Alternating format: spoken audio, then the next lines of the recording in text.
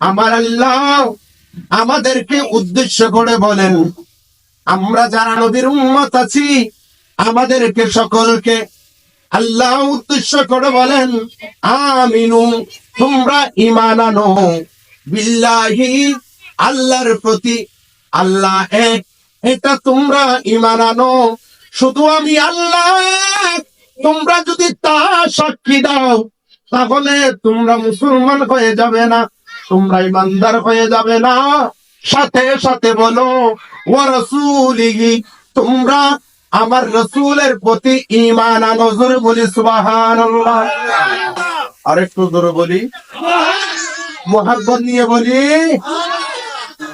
আমিনু বিল্লাহি ওয়া রাসূলিহি। কোন ব্যক্তি বলল, কোন একজন হিন্দু এসে বলল আমি মুসলমান হব, আমরা তাকে গোসল করালাম, ওযু করালাম, পবিত্র করে বসালাম। বসানোর পরে সে বলছে আমাকে কালেমা পড়ান। আমরা বললাম পড়ো, আমাদের সাথে সাথে পড়ো লা ইলাহা ইল্লাল্লাহ। সেই পড়ে নিল লা ইলাহা ইল্লাল্লাহ। এরপরে ইল্লাল্লাহ বলার পরে সে বলছে অতটুকুতে থাক, আমি আগামীকালকে বাকি অংশ চিন্তা করে বলবো। লা ইলাহা ইল্লাল্লাহ অতটুকু পড়ার পরে সেই রাত্রে ওই ব্যক্তি মারা গেল। মুহাম্মাদুর রাসূলুল্লাহ সে বলে নাই। এখন সেই মারা গেল, সেই কি ইমানদার হয়ে মরলো নাকি বেঈমান হয়ে মরলো? বলেন না, আরেকটু দূরে বলি। ইমানদার হতে হলে আল্লাহর সাথে সাথে রসুলের মহাব্বত, রসুলের প্রতি ঈমান, বলেন না, রসুলের প্রতি ঈমান আনতে হবে, থাকতে হবে। যতক্ষণ পর্যন্ত রসুলের প্রতি ঈমান থাকবে না, এখানে আমার অনেক মুরব্বিয়ান কেরাম, শুধু এখানে নয় বিভিন্ন জায়গায় গেলে অনেক মুরব্বীরা বলে হুজুর হুজুর একটু ঈমান আমলের ওয়াজ করেন। হ্যাঁ, আগে ঈমানের ওয়াজ, তারপর হলো আমলের ওয়াজ। কারণ ঈমান ছাড়া কোন আমলের দাম, বলেন না, আসেনি। কোন হিন্দু যদি কিয়ামত পর্যন্ত নামাজ পড়ে তার নামাজ হবে? কোন জুম্মা যদি কিয়ামত পর্যন্ত যদি নামাজ পড়ে তার নামাজ হবে? কেন কেন কষ্ট করতেছে না? নামাজ হবে না কেন? তার কাছে কি নাই? বলেন না, কি নাই? ঈমান কি? মা মানাল ঈমান, মা কুয়াল ঈমান, মা কি আল ঈমান, মাল ঈমান। যেই ভাবে আপনি প্রশ্ন করুন না কেন, আপনাকে ঈমান কি বাতলিয়ে দিবে। যেটা বুখারী শরীফের সিরিয়াল নম্বরে 14 নম্বর হাদিস। কয় নম্বর হাদিস? 14 নম্বর হাদিস। আন আনাস قال قال رسول الله صلى الله عليه وسلم لا يؤمنون حتى أكون حب إليه من والده ووالده وولده والناس أجمعين। আমার রাসূল পাক সাল্লাল্লাহু আলাইহি ওয়াসাল্লাম ইরশাদ করেন, লা ইউমিনুনা আহাদুকুম, তোমাদের মাঝে কেউ ঈমানদার হবে না, হাত্তা কুনা, ততক্ষণ পর্যন্ত, হাত্তা কুনা হাব্বা ইলাইহি, যতক্ষণ পর্যন্ত আমি রাসূলের ভালোবাসা, মিন ওয়ালিদিহি, তোমাদের মাতা পিতা, ওয়া ওয়ালাদিহি, তোমাদের ছেলে সন্তান, ওয়ান নাসি আজমাইন, তোমাদের যত প্রিয় মুহাব্বতের মানুষ আছে, যত নিকটতম মানুষ আছে, তাদের চেয়ে যতক্ষণ পর্যন্ত আমি রাসূলের মুহাব্বত, ভালোবাসা তোমাদের অন্তরে বেশি হবে না, ততক্ষণ পর্যন্ত লা ইউমিনুনা, তোমরা কেউ ঈমানদার হবে না। জোরে বলি আল্লাহু আকবার। আরেকটু জোরে বলি। আপনাদের খারাপ লাগছে? বলেন না, খারাপ লাগছে? রাসূল পাক সাল্লাল্লাহু আলাইহি ওয়াসাল্লামের ভালোবাসাটা কি রকম থাকতে হবে? ওই যে আমি বলেছিলাম, আমল কোনো কাজে আসবে না যদি নবীর মুহাব্বত না থাকে। অনেক ব্যক্তি দেখবেন আমলের মধ্যে প্রথম সিরিয়ালে আযান দেওয়ার সাথে সাথে মসজিদে চলে যায়, রমজানুল মুবারক আসলে 30টা রোজা ছাড়ে না, কিন্তু অনেক সময় নবীর শানে বেয়াদবি করে নেন। আছে না, আছে না? কোরআনুল কারীমের সূরা হুজুরাত 2 নম্বর আয়াত। কয় নম্বর আয়াত? বলেন না, কয় নম্বর আয়াত? এখনো আমি আমার বক্তব্য শুরু করি নাই। আমি আমিনু বিল্লাহি ওয়া রাসূলিহি, আমি যে আয়াত নিয়ে আপনাদের সম্মুখে আজকে ব্যাখ্যা করব, বিশ্লেষণ করব, উপস্থাপন করব, এটা দিকে আমি এখনো যাই নাই। শুধু আপনাদেরকে আমি যে বিষয় নিয়ে কথা বলবো, এই বিষয়টা বর্তমানে কেন বলা দরকার, এটার জন্য আমি বলছি। কারণ আমাদের অনেক সরল সুন্নি মানা আছে, তাদের ইবাদত দেখে, বন্দেগী দেখে পাগল হয়ে যায়, বড় আমলদার আছে না? শুনেন কুরআনুল কারীমের আয়াত, সূরা হুজুরাত কয় নম্বর আয়াত? রেকর্ড করবেন, কয় নম্বর আয়াত বলেন না, কয় নম্বর আয়াত? আল্লাহ বলেন বিসমিল্লাহির রহমানির রহিম يا أيها الذين آمنوا لا ترفعوا أصواتكم فوق صوت النبي ولا تظهروا له بالقول كظهر بعضكم لبعض أن تحبط أعمالكم وأنتم لا تشعرون। আমার আল্লাহ বলেন ইয়া আইয়ুহাল্লাযীনা আমানু, হে ঈমানদার, লা তারফাউ আসওয়াতাকুম, তোমরা যখন আমার নবীর সামনে যাবে, তোমাদের কণ্ঠের আওয়াজ, তোমাদের গলার আওয়াজ আমার নবী পাকের গলার আওয়াজের চেয়ে বড় করবেন। কে বলছেন? আল্লাহ বলছেন। বলেন না কে? আল্লাহ। লা তারফাউ, তোমরা উঁচু করিও না, আসওয়াতাকুম, তোমাদের আওয়াজ, ফাওকা সাউতিন নবী, আমার নবীর কণ্ঠে মুবারকের আওয়াজের চেয়ে তোমাদের আওয়াজ বড় করিও না। যদি করো কি করব?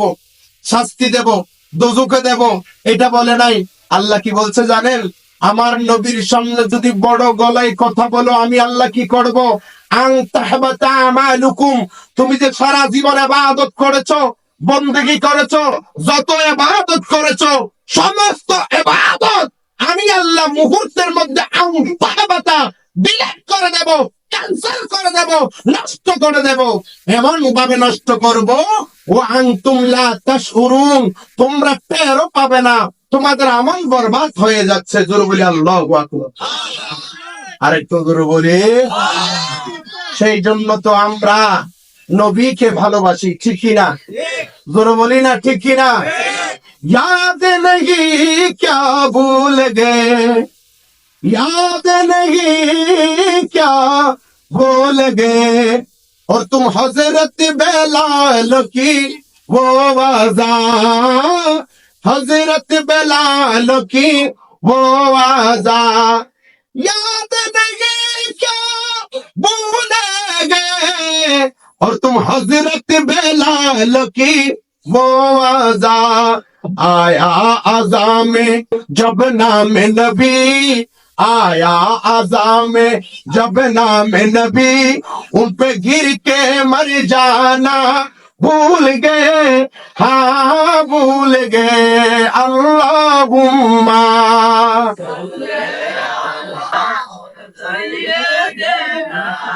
मौलाना मुहम्मद।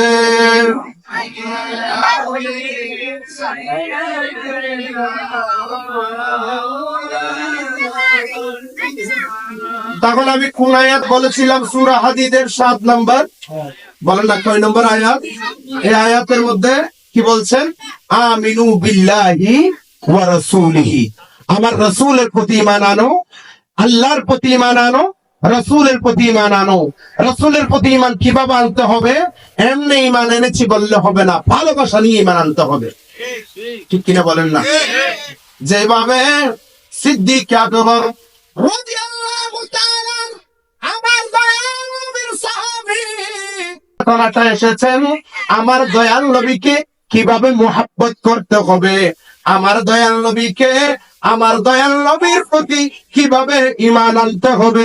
বিশেষ করে ওই সিদ্দিক আকবর রাদিয়াল্লাহু তাআলা আনহুকে একদিন আমার দয়াল নবী ডাকলেন, ওকে সিদ্দিক আকবর এদিকে এসো, নাও নাও নাও নাও, এই আংটিটা নাও, নিয়ে তুমি একটা কাজ করো, বানিয়ার দোকানে এই আংটিটা নিয়ে যাও, নিয়ে গিয়ে এই আংটির মধ্যে তুমি বড় করে লিখে আনো আল্লাহু, কার নাম? বলেন না কার নাম? আমার আল্লাহর নাম সুন্দর করে লিখে আনো। হযরত সিদ্দিক আকবর রাদিয়াল্লাহু তাআলা উনি আংটিটা হাতে নেওয়ার পরে হাঁটছেন, বানিয়ার দোকানের দিকে যাচ্ছেন, আর মনে মনে চিন্তা করছেন, হায় হায় আমার দয়াল নবী, আমার মায়ার নবী আমাকে অর্ডার করলো আংটির মধ্যে আল্লাহর নাম লিখতে, শুধু আল্লাহ লিখতে। কিন্তু কুরআনুল কারীমের মধ্যে যেখানে আল্লাহর নাম সাথে সাথে নবীর নাম স্বয়ং আল্লাহ লাগাই দিছে। সুবহানাল্লাহ কইতেন না? একটা আয়াত নয়, দুইটা আয়াত নয়, অথচ আমাদের বাংলাদেশের মধ্যে অনেক মুফাসসির নাম দিয়ে ভাইরাল বক্তা সেই বলছে লা ইলাহা ইল্লাল্লাহ মুহাম্মাদুর রাসূলুল্লাহ, এক লাইনে লেখা যাবে না। তখন থেকে ওই বক্তাটা পাগলামি শুরু করতেছে। সে মিডিয়ার মধ্যে কখন কি বলে সে নিজেও জানে না। আপনারা চিনতেন তো? আমি কারণ নাম ধরতে চাই না, কিন্তু আমার নবীর শানে যখন বেয়াদবি করবে আমার বাবাকেও ছাড় দেওয়া যাবে না।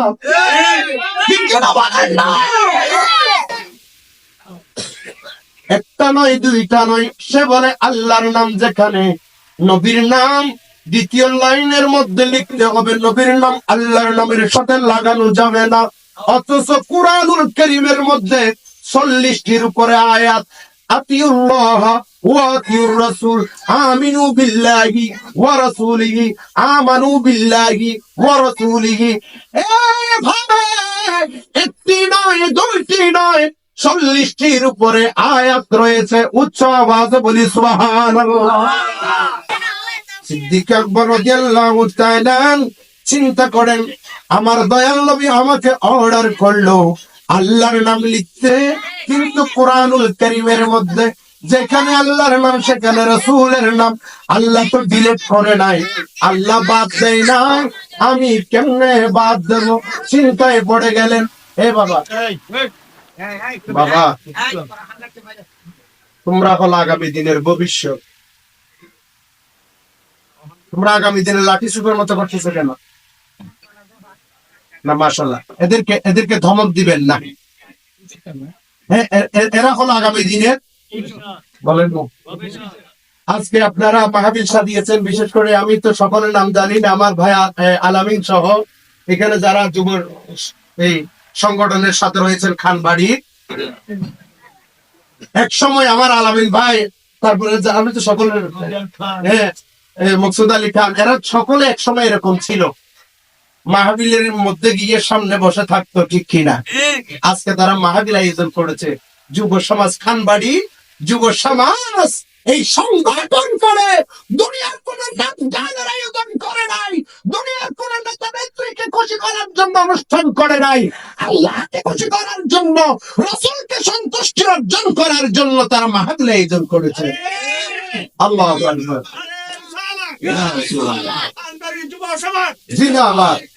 এই যে আজকে এইগুলো বাচ্চাগুলো, এগুলো খানবাড়ির ভবিষ্যৎ, ঠিক কিনা? এদেরকে ধমক দেওয়া যাবে না, বুঝিয়ে সুঝিয়ে বলতে হবে। এই বাবা লাকড়িটা বুকে নিও না, এই লাকড়ি বুকে নিও না, এটা নামাই গেল। হ্যাঁ লাকড়ি এটা দেখে 10 মিনিট, হ্যাঁ সুন্দর করে বসে মাশাআল্লাহ, আওয়াজ করবে না, হ্যাঁ মাথাটা ডিস্টার্ব হয়। আল্লাহুম্মা সাল্লি আলা সাইয়্যিদিনা মাওলানা মুহাম্মাদ ওয়া আলা আলি সাইয়্যিদিনা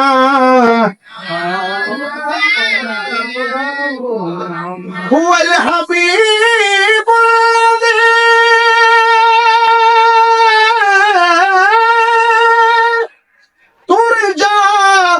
شفاعته لكل حول من الأهوال مقترم اللهم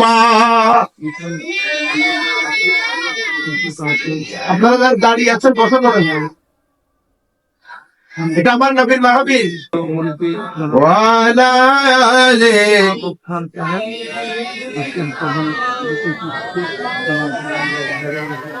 কি বলছিলাম, সিদ্দিক আকবর রাদিয়াল্লাহু তাআলা মনে মনে চিন্তা করছেন, যেখানে আল্লাহর নাম সেখানে জবান খুলে বলতে হবে, যেখানে আল্লাহর নাম, নবীর নাম কে লাগাইছে? সিদ্দিক আকবর রাদিয়াল্লাহু তাআলা চিন্তা করতে করতে যাচ্ছেন। এখন নবী বলেছেন, নবী অর্ডার দিয়েছেন শুধু আল্লাহর নাম। এখন আমার মন চাই রে, যেখানে আল্লাহর নাম হবে সাথে সাথে নবীর নাম আমার মন চাই লিখতে, কিন্তু আমার নবী তো অর্ডার করেছে শুধু একটা নাম লিখতে। এখন যদি আমি দুইটা নাম লিখি, তাহলে আমার দয়াল নবী যদি আমার উপর রাগান্বিত হয়, যদি কোনো আমার উপর যদি অসন্তুষ্টি প্রকাশ করে, তাহলে কি করব? মনে মনে শেষ পর্যন্ত সিদ্ধান্ত নিয়ে নিলেন, আমার দয়াল নবী আল্লাহর নামের পাশে আমার নবীর নাম আমি লিখবো। আমার দয়াল নবী যদি আমার উপরে রাগ করে, রাগান্বিত হয়ে যদি আমাকে শাস্তি দেয়, আমি যা শাস্তি দেয় তা মাথা পেতে নেব, কিন্তু আল্লাহর নামের পাশ থেকে নবীর নাম আমি আবু বকর বাদ দিতে পারবো না। সুবহানাল্লাহ বলবেন না? বানিয়াকে গিয়ে অর্ডার করলেন, হ্যাঁ বানিয়া লিখো, এদিকে লিখো আল্লাহু, সাথে নিচে সুন্দর করে লিখো মুহাম্মদ। এখান থেকে অনেকে দলিল দেয় আল্লাহর নাম উপরে, নিচে নবীর নাম, ওখান থেকে দলিল দেয় মূলত আংটির আকার ছিল লম্বা। কি ছিল? উজর ছিল, যেটাকে শরীয়তের ভাষায় বলা হয় উজর সমস্যা আছে। পাশাপাশি যদি লিখতে হয়, আল্লাহ নামটাও বোঝা যাবে না, মুহাম্মদ নামটাই বোঝা যাবে না, যার কারণে আংটির আকৃতি হলো, আংটির সাইজ হলো লম্বা, আল্লাহ নিচে মুহাম্মদ লাগলে দুইটা নাম পরিষ্কার ভাবে দেখা যাবে, যার কারণে নিচে লিখলেন মুহাম্মদ। মনের আনন্দে সিদ্দিক আকবর রাদিয়াল্লাহু তাআলা আমার দয়াল নবীর দরবারে আসলেন, ইয়া রাসূলুল্লাহ, ইয়া হাবিবাল্লাহ, নিন আপনার আংটি।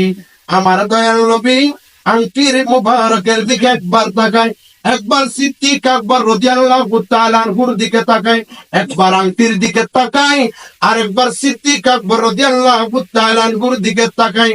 সিদ্দিক আকবর রাদিয়াল্লাহু তাআলা উনি আমার দয়াল নবীর সামনে দাঁড়িয়ে আছেন, আর আমার দয়াল নবী বলতে লাগলেন তাবাসসুম দিয়ে, ওকে সিদ্দিক আকবর, তোমাকে বলেছিলাম এখানে শুধু আল্লাহ লিখতে, কিন্তু এতগুলি নাম কেন লিখলাম?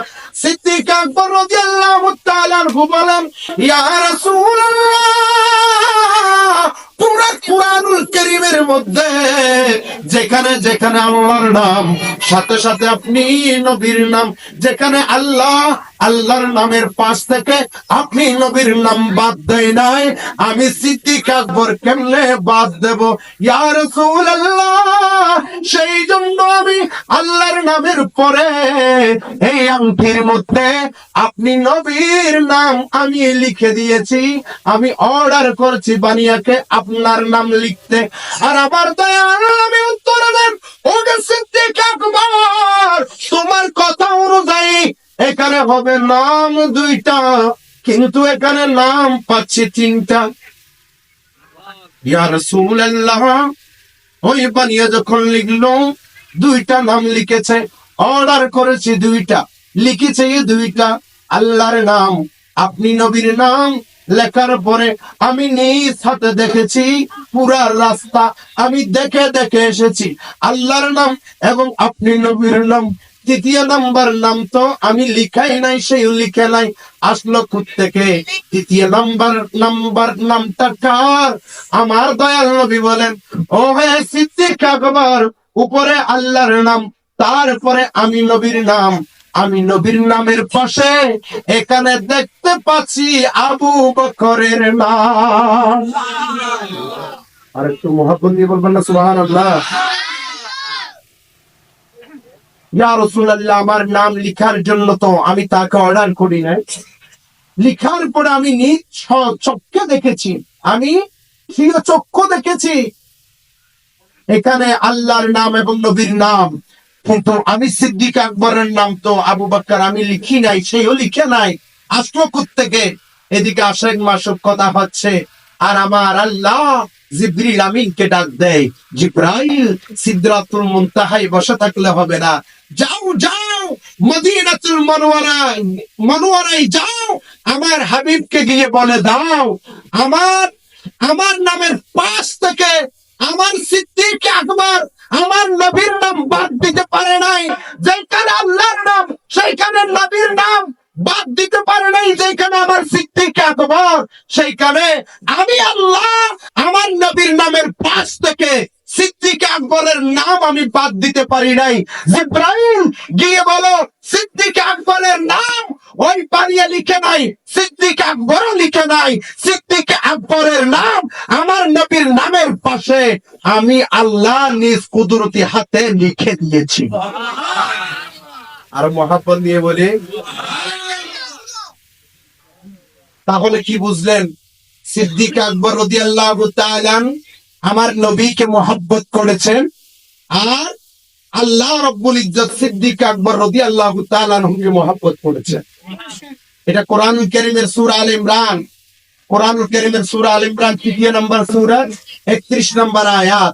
আমার আল্লাহ এই আয়াতের মধ্যে বলেন, বিসমিল্লাহির রহমানির রহিম, কুল ইন কুনতুম তুহিব্বুনাল্লাহ ফাত্তাবিউনি ইউহিব্বুকুমুল্লাহ। জোরে বলি সুবহানাল্লাহ। ويغفر لكم ذنوبكم والله غفور رحيم।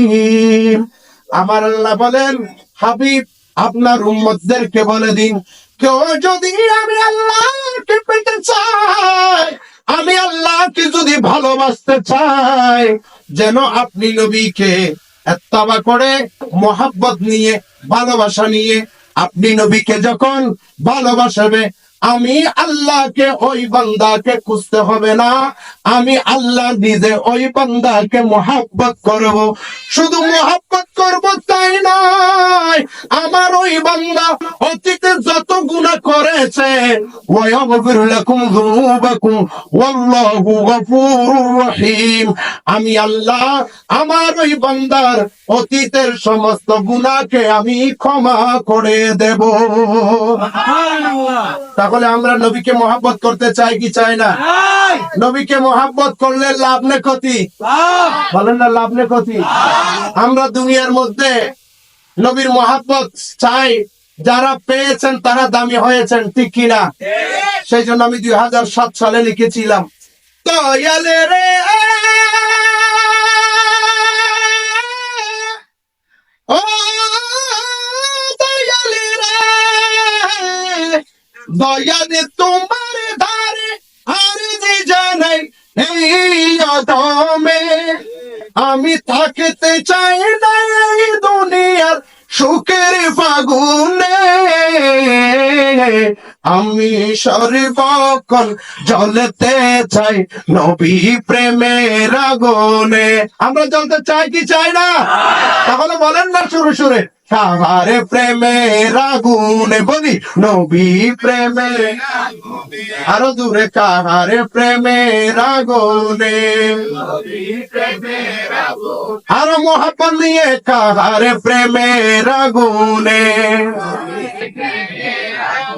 আরো দূরে, কাহারে প্রেমের আগুনে। আমি ওই আগুনে সারাক্ষণে জ্বলিতে চাই, যে আগুনের পরশে লেগে দোজখের আগুন নিভে যায়, দয়াল নিভে যায়। সুবহানাল্লাহ বলি। আমি ওই আগুনে সারাক্ষণে জ্বলিতে চাই,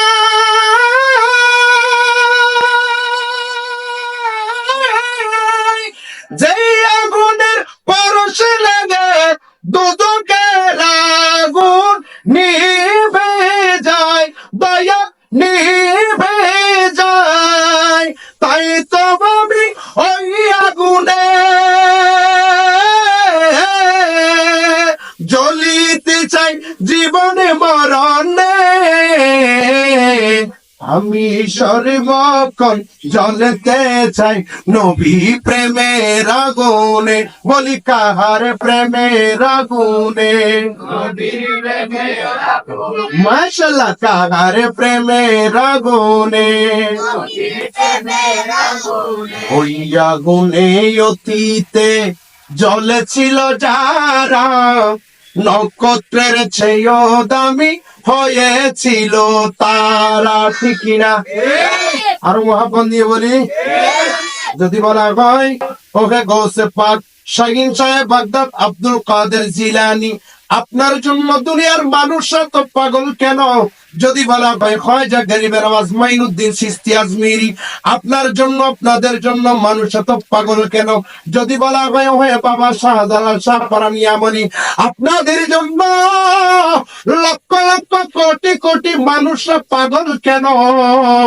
আপনার ফাতিহা কখন, আপনার উরুস মুবারক কখন মানুষের অন্তরে আশেকের অন্তরে মনে আছে, কিন্তু নিজের মা বাবার ফাতিহা কখন এটা মনে নাই। আপনাদের জন্য এত মহব্বত কেন?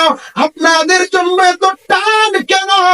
কখন দুনিয়া থেকে চলে গিয়েছেন, এখনো পর্যন্ত আপনাদের মাজারে দিনের মধ্যে গেলে, রাত 3টায় গেলে, রাত 2টায় গেলে একটা মিনিটও বাদ নাই। এমন একটা টাইম নেই যে টাইমের মধ্যে মানুষরা ওখানে গিয়ে জিয়ারত করতেছে না। তাদেরকে যদি আল্লাহ বলি, এদেরকে যদি আপনি প্রশ্ন করেন আপনারা কি কাউকে টাকার বান্ডিল দিয়ে গেছেন, কাউকে টাকার বস্তা দিয়ে গেছেন, তারা বলবেন না না আমরা টাকার বান্ডিল দিই নাই। আমরা যখন দুনিয়ায় ছিলাম, আমরা দুনিয়ার মায়া মোহাব্বত অন্তরে আমরা জায়গা দিই নাই। আমাদের আমাদের অন্তরের মধ্যে জায়গা দিয়েছি নবীর মোহাব্বতকে, যার জন্য আমরা দুনিয়া থেকে আসার পরে, আমরা দুনিয়ায় থাকা অবস্থায় আমরা নবীর প্রেমের আগুনে জ্বলেছিলাম, যার কারণে আমরা দুনিয়া থেকে আসার পরেও দুনিয়ার সব কিছু আমাদের প্রেমের আগুনে জ্বলছে,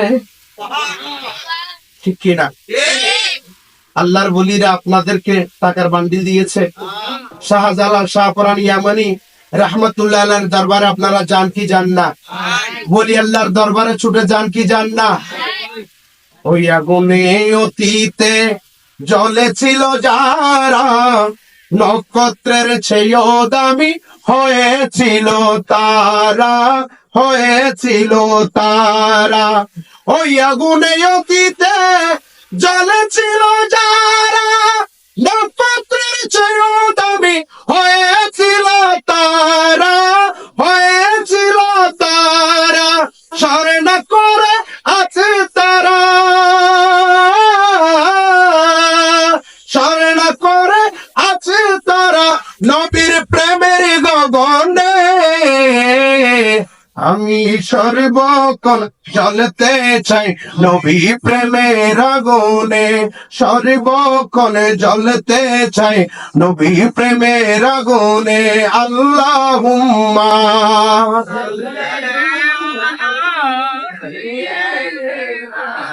মৌলানা মুহাম্মদ।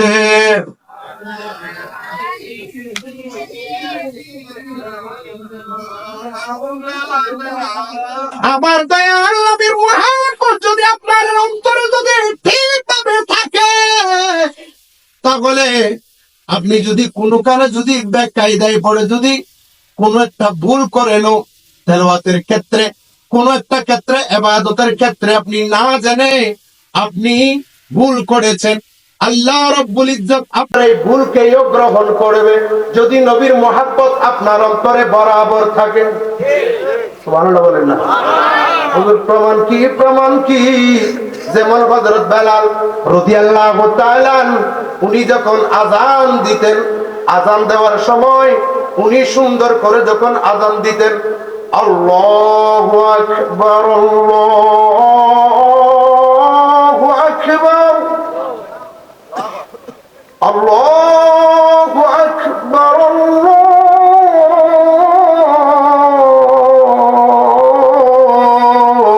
আকবার।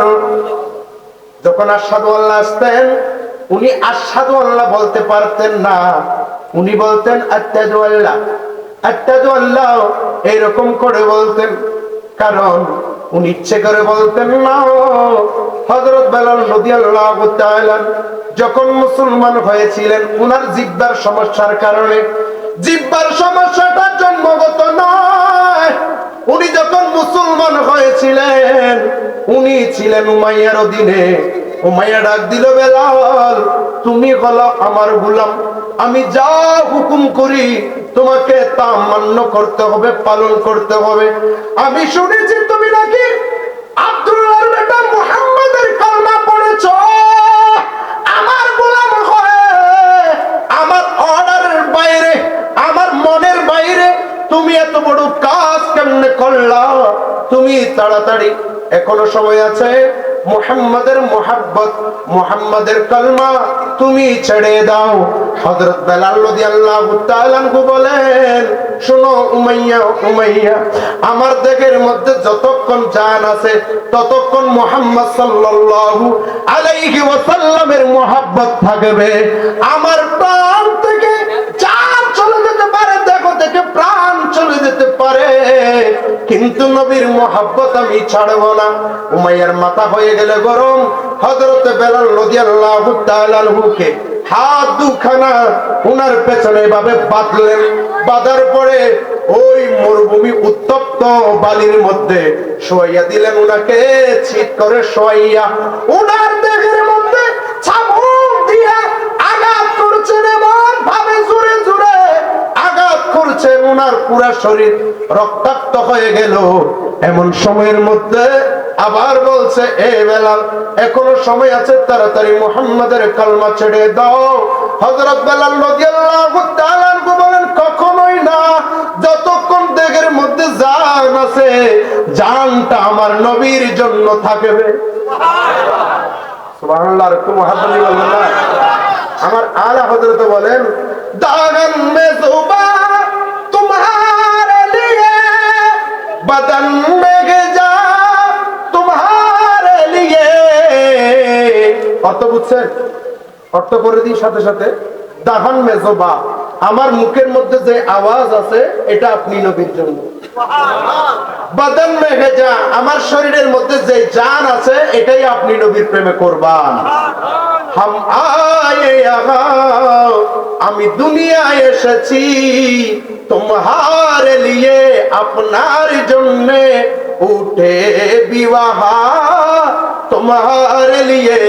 আমি কাল কিয়ামতের ময়দানে উঠবো ইয়া রাসূলুল্লাহ বলে বলে। দাগন মে যুবা তোমার লিয়ে,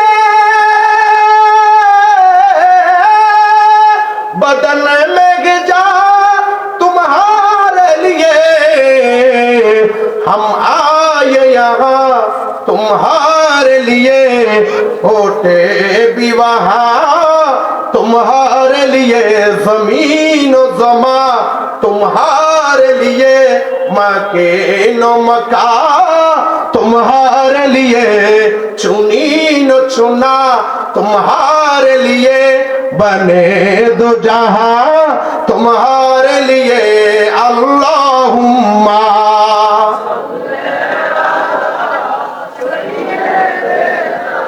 मौलाना मुहम्मद वाला।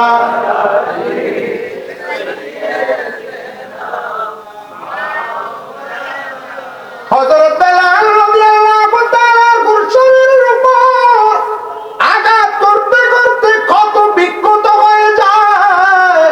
এমন সময়ের মধ্যে দেখে উমাইয়া খেয়াল করে, দেখে বেলাল সহজে নবীর প্রেম ছাড়বে না। শেষ পর্যন্ত করলো কি, উমাইয়া বড় একটা পাথর নিয়ে, এত বড় একটা পাথরের টুকরা নিয়ে বেলাল রাদিয়াল্লাহু তাআলা আনহু বুকের উপরে তুলে দিলেন।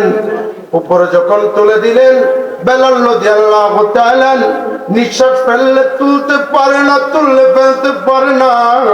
এমন সময়ের মধ্যে উমাইয়া আবার ডাকে দেয়, এই বেলাল এখনো সময় আছে, তাড়াতাড়ি মুহাম্মাদের কালমা ছেড়ে দাও। বেলাল রাদিয়াল্লাহু তাআলা ওখান থেকে আওয়াজ দেয়, শোনো উমাইয়া, এই পাথর নয়, আরবের মধ্যে যে বড় পাহাড় আছে এটাও যদি আমার বুকের উপর যদি তুলে দাও, আমার যদি আল্লাহ যদি আমাকে ওই পাথরটা নেওয়ার শক্তি দান করে, তবু আমি পাথরটা বুকে নিতে রাজি আছি। পাথরটা বুকে নিয়ে কষ্টে, ওই বড় পাহাড়টা বুকে নিয়ে কষ্ট বহন করতে রাজি আছি, কিন্তু নবীর প্রেম ছাড়তে রাজি নই। এই কথা শোনার পরে উমাইয়ার শরীরের মধ্যে ডাবল আগুন, ডাবল রাগ, দ্বিগুণ রাগ উঠল। শেষ পর্যন্ত চাবুকের যে চাবুক ছিল এমন জোরে, শরীরের মধ্যে যত শক্তি আছে সমস্ত শক্তি দ্বারা হযরত বেলাল রাদিয়াল্লাহু তাআলা আনহুকে এমন ভাবে আঘাত করলেন, সাথে সাথে ওই চাবুকের আঘাত হযরত বেলাল রাদিয়াল্লাহু তাআলা আনহুর জিহ্বার আগার মধ্যে ঠাস করে যখন পড়লেন, জিহ্বার আগা ফেটে যায়। এরপর থেকে হযরত বেলাল রাদিয়াল্লাহু তাআলা আশহাদু আল্লাহ বলতে পারে না। ওনার জিহ্বার সমস্যার কারণে উনি বলেন আশহাদু আল্লাহ। হযরত বেলাল রাদিয়াল্লাহু তাআলা যখন আশহাদু আল্লাহ বলে আযান দেয়, ওই মদিনাতুল মুনাওয়ারার মধ্যে কাফের মুশরিকরা, বেদিনরা এই আওয়াজ শুনে হাসাহাসি করে বলে আশহাদু আল্লাহ বলতে পারে না, আশহাদু আল্লাহ বলে। দেখতে খারাপ লাগে, শুনতে খারাপ লাগে। সবাই যখন হাসাহাসি আরম্ভ করলো, এই আওয়াজটা, এই এলানটা আমার দয়াল নবীর সমস্ত সাহাবায়ে কেরামের কানে চলে গেলেন। সাহাবায়ে কেরাম বুঝতে পারলেন হযরত বেলাল আশহাদু আল্লাহর জায়গায় যখন আশহাদু আল্লাহ বলে, কাফের মুশরিকরা, বেদিনেরা, মুনাফিকরা তারা সকলে হাসাহাসি করে। ওই সাহাবায়ে কেরাম একদিন এক রাত্রে সকলে মশারা করলো, মিটিং করলো, এই ঘটনা এই কথা নবীর দরবারে জানানো দরকার।